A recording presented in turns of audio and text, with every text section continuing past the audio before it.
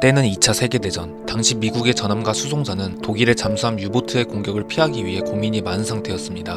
독일은 잠수함에 자기장을 추적하는 어뢰가 있어 미국의 전함을 공격하는 기술이 있었죠. 그래서 미국은 특단 조치로 비밀리에 적의 레이더에 잡히지 않는 기술을 개발하여 실험하려 합니다. 이 연구에는 굉장한 인물들도 많이 참여했는데 이름만 들어도 유명한 아인슈타인, 테슬라, 그리고 폰 노이만 박사가 참여를 했었죠. 아인슈타인은 통일장 이론에 근거해 에너지만 충분하다면 물체 주변의 빛을 구부려 원래의 물체가 보이지 않게 만들 수 있다고 주장했고, 에너지 공급을 위해 테슬라의 코일이 들어가게 됩니다. 1943년 10월 28일 필라델피아 해군 조선소에 있는 엘드리지함에서 레이더에 감지되지 않도록 하는 실험을 조심스럽게 시행하게 됩니다. 일명 레인보우 프로젝트. 시행하자마자 테슬라의 코일에서 엄청난 자기장이 발생하였고 엘드리지함이 레이더에 감지가 되지 않아 실험이 성공한 듯 싶었습니다. 하지만 자기장이 발생하면서 녹색 안개가 함선을 감쌌고 순식간에 함선 전체가 보이지 않게 되었죠. 발전기를 중지시키고 확인하자 이상한 광경이 목격이 됩니다. 실험 함선에 탑승했던 선원들이 전부 건강 이상 증세를 보였고 구토를 하거나 방향 감각을 잃어버리는 등 무언가 잘못된 것이었죠. 사실 위험을 알았던 테슬라는 사람을 포함시키면 안 된다고 강력히 반대했지만 그해 초에 이미 사망했었고, 그 당시는 전쟁 중이어서 미국은 실험을 포기할 수는 없어 무작정 강행을 했습니다.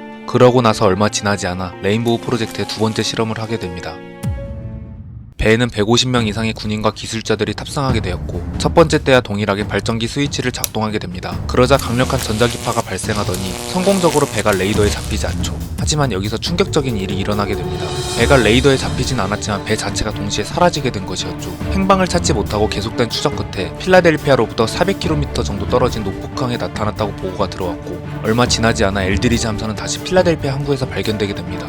함선에 들어가 보니 탑승자의 대부분은 방사능에 노출되거나 감전사로 사망을 하였고, 일부 사람은 녹아 기둥과 바닥에 합쳐진 상태였으며 나머지 사람들은 극심한 정신 이상 상태를 호소했습니다. 그 이후 세 번째 실험까지 강행했는데 그때도 동일하게 엘드리지 군함은 현장에서 사라졌다가 다시 돌아왔지만 이미 심한 화염과 연기에 휩싸였고 사람들은 사망한 상태였죠. 이 사건 이후 레인보우 프로젝트는 끝이 났고 대표 수장이었던 폰 노이만 박사는 다른 프로젝트로 송환이 되어 그 이후 원자폭탄 발명에도 성공을 하게 됩니다. 그러고 나서 프로젝트의 실험 내용을 전부 기밀화했고 엘드리지 함선은 다른 나라로 팔아넘기게 되죠. 이 프로젝트는 기밀을 유지하다가 1956년 모리스 K 제섭이라는 사람이 당시 목격자 카를로스 아이엔데의 주장을 바탕으로 글을 쓰면서 밝혀지게 됩니다. 그 당시 아이엔데는 앤드류호에서 근무를 하던 중 노포크항 근처에서 엘드리지호가 나타났다가 사라지는 광경을 목격했다고 주장하죠.